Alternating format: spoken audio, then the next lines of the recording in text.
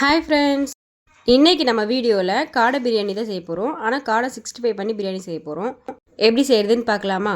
அதுக்கு இன்றைக்கி நான் காடையை 4 பீஸாக எடுத்திருக்கேன். பிரியாணிக்காக எப்படி செய்யுதுன்னு பார்க்கலாம். ஃபஸ்ட்டு வந்து காடை 65 பண்ணுறதுக்காக நம்ம மசாலா போட்டு வச்சிடலாம்.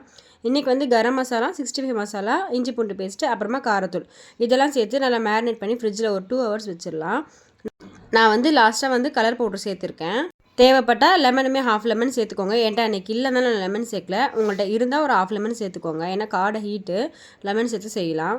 இது வந்து நான் காலையில் ஒரு 10 o'clockே மிக்ஸ் பண்ணி ஃப்ரிட்ஜில் வச்சுட்டேன்.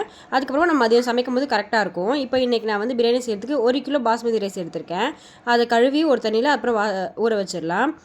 நெக்ஸ்ட்டு வந்து ஒரு 2 ஹவர் கழித்து நான் எடுத்திருக்கேன் பாருங்கள், எவ்வளோ அழகாக மேரினேட் ஆகிருக்குன்னு. நெக்ஸ்ட்டு வந்து வெங்காயம், தக்காளி, புதினா, கொத்தமல்லி, பச்சை மிளகா இதெல்லாம் கட் பண்ணி ரெடியாக வச்சுருக்கேன். அதுக்கப்புறமா நம்ம பிரியாணி செய்ய ஆரம்பிச்சிடலாம். நான் இன்றைக்கி வந்து இந்த கிளாஸில் 2 கிளாஸ் அளவுக்கு ஆயில் எடுத்திருக்கேன். ஆயில் நான் வந்து இன்றைக்கி கொஞ்சம் எக்ஸ்ட்ராவே தான் சேர்த்துருக்கேன். ஏன்னா நம்ம காடை இதுலேயே வறுக்க போகிறோம். இப்போ வந்து பட்டை, லவங்கம், ஏலக்காய் இதெல்லாம் நம்ம ஸ்பைசஸ்லாம் போட்டு நல்லா பொரிஞ்சதுக்கப்புறமா நம்ம மேரினேட் பண்ணி வச்சுருக்கிற காடை எல்லாமே ஒரு 5 பீஸாக போட்டு எடுத்துக்கலாம். எல்லாமே மொத்தமாக போட்டோன்னா ஒரு மாதிரி இழுன்னு ஆயிரும். அதனால் 5 பீஸாக போட்டு நல்லா ஒரு 80% குக்கானால் போதும். ரொம்ப குக்கான அவசியம் இல்லை. கொஞ்சம் நல்லா ஃப்ரை பண்ணி எடுத்துக்கலாம். இந்த பேட்ச் இது மாதிரி பண்ணிவிட்டு நெக்ஸ்ட் இன்னொரு பேட்ச் வறுத்து எடுத்துகிட்டு இதை தனியாக வச்சுக்கலாம். இப்போ இருக்கிற காடை எல்லாமே நம்ம வறுத்து எடுத்ததுக்கு அப்புறமா அதுலேயே பேலன்ஸ் இருக்கிற எண்ணெயிலேயே நம்ம இருக்கிற வெங்காயத்தை போட்டுக்கலாம். போட்டுட்டு வெங்காயம் வந்து நல்லா கோல்டன் ப்ரௌன் ஆறு இருக்கிற நம்ம வதக்கி விட்டுக்கலாம். தேவையான அளவு உப்பு இதில் சேர்த்துக்கலாம். இன்றைக்கி வந்து நான் சாதம் வெடிச்சு தான் சேர்க்க போகிறேன். அதனால் வந்து இந்த பக்கம் இண்டக்ஷனில் தண்ணி வச்சிடலாம், சுடு தண்ணி சாதத்துக்காக. அதுலேயுமே தேவையான அளவு உப்பு சேர்த்துக்கலாம். உப்பு வந்து பார்த்து சேர்த்துக்கோங்க. ஏன்னா நம்ம 65லேயும் உப்பு இருக்குது, நம்ம வெங்காயத்துலேயுமே உப்பு போட்டிருக்கோம், அப்புறம் சாதத்துலேயுமே தனியாக உப்பு போட்டிருக்கோம். அதெல்லாம் கொஞ்சம் பார்த்து சேர்த்துக்கோங்க கரெக்டாக.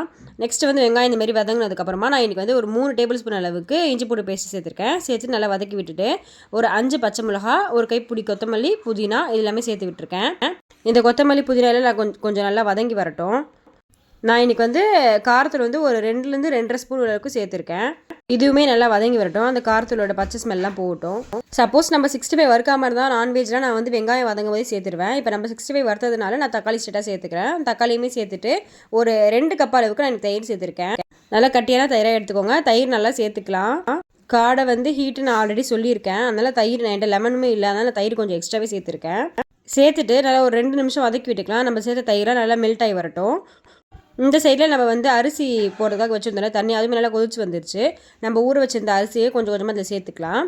நல்லா மிக்ஸ் பண்ணி விட்டுட்டு அதுக்கப்புறம் மிக்ஸ் பண்ண தேவையில்லை. அதுவுமே வந்து நம்ம போட்ட அரிசியோட டபுள் ஆகி வந்திருக்கும். அந்த டைமில் நம்ம வெடிச்சு எடுத்துக்கலாம். இப்போ நம்ம சேர்த்த மசாலா எல்லாமே நல்லா மிக்ஸ் ஆகி எண்ணெய் பிரிஞ்சு வந்திருக்கு. இந்த ஸ்டேஜில் நம்ம வறுத்து வச்சுருக்கிற காடையில் பாதியை மட்டும் நம்ம ஃபஸ்ட்டு இதில் போட்டுக்கலாம். நெக்ஸ்ட்டு இருக்கிற பாதியை வந்து நம்ம அரிசிலாம் போட்டு அதுக்கப்புறம் மேலே வச்சு தம் செஞ்சுக்கலாம். அப்போ தான் அதோட அரைமலாம் அந்த அரிசியில் நல்லா இறங்கும். இங்கே பாருங்கள், அரிசியுமே நல்லா வெந்து வந்துடுச்சு. இந்த ஸ்டேஜில் நம்ம போட்ட அரிசி அப்படியே டபுள் ஆகி வந்திருக்கணும்.